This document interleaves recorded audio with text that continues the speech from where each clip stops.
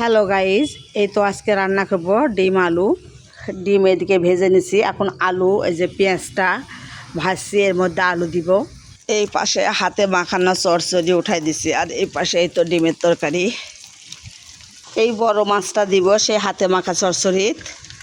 এই তো মাছগুলো দিয়ে দিচ্ছে। এই যে পানি দিয়ে দিছি তেলে ভাজার পর, একটু পানি দিয়ে কষাবো, তারপরে ঝোল দিব। তো মেয়ে আসা দেখেন কিভাবে জিনিস নিয়ে যাচ্ছে, দেখেন কত তাড়াতাড়ি করে জাল দিয়ে রান্না করতেছি, মানে আমার তাড়া আছে এই জন্য। সেই জ্বলা জ্বলিছে, খরিত রান্না করতে আসলেই ভালো লাগে। ওরে বাবা, আগুনের জিগা কি রে।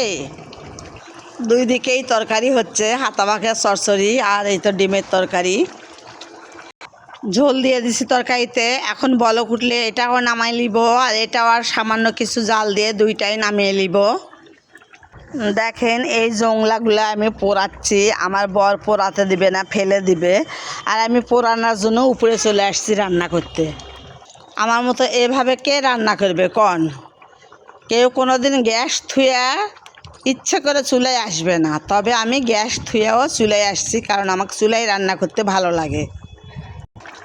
হয়ে গেছে আমার তরকারি দুইটাই, কারণ ওইটা একটু রসা রসা নামাবো, আর এটাও হয়ে গেছে। কেমন হয়েছে সবাই বলবেন, আর ভালো থাকেন। কতবার আমি এই তো বলছি, এটা গুণে আমাকে হিসাব করে আপনারা কমেন্ট করবেন। আল্লাহ হাফেজ।